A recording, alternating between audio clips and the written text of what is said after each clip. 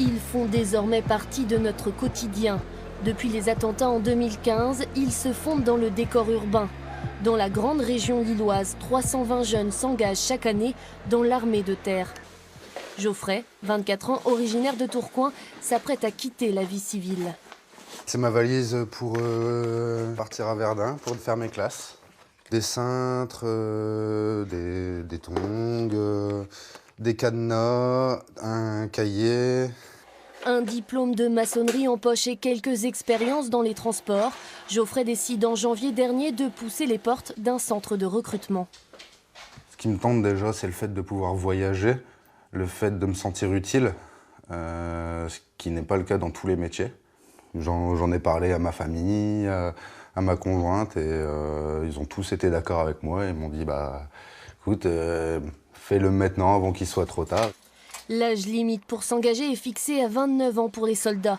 Leurs capacités physiques doivent être irréprochables. Geoffrey rentre dans le génie militaire. Du déminage, de la construction, un peu de démolition aussi. Et voilà, vraiment être celui qui ouvre le terrain. Dans moins de 2 heures, Geoffrey ne sera plus un citoyen comme tout le monde. La peur de l'inconnu est bel et bien présente. C'est la signature du non-retour. Je suis impatient et un peu anxieux en même temps, un peu stressé, envie de faire mes preuves et de montrer ce que je vaux surtout. Libère. Comme lui, ils sont 18 ce mois-ci à s'engager au centre de recrutement de Lille. C'est dans cette chapelle Vauban que se déroule la signature. Un lieu solennel qui célèbre l'union entre ses futurs soldats et l'institution militaire. Le but du jeu, c'est que ça tienne. Ok ? C'est dur. C'est pas dur physiquement, c'est pas dur intellectuellement, c'est dur moralement.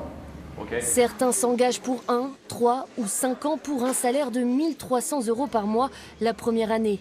Mais tous devront faire leur classe, une formation militaire où la rigueur et la discipline leur seront inculquées. Pas de regret ?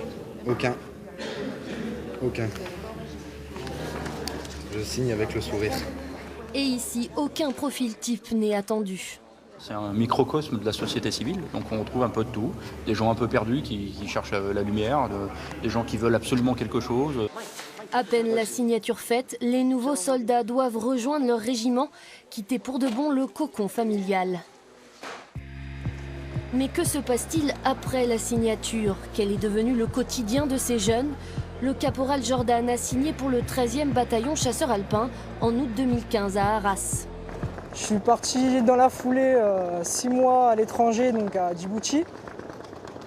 Suite à ça, j'ai passé différents stages, mission Sentinelle, pour repartir l'été d'après donc en mission en Afrique, donc Mali et Tchad. Moi, je compte m'arrêter au bout de 5 ans.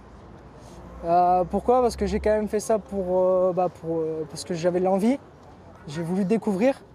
Et au terme de mes 5 ans, j'aurais quand même vécu pas mal de choses. Plus de la moitié des soldats engagés reviennent à la vie civile au bout de 5 ans. Pour Geoffrey, c'est une nouvelle aventure qui commence, direction Charleville-Mézières. Bon bah c'est parti. Sur place, il aura 15 jours pour rompre son contrat.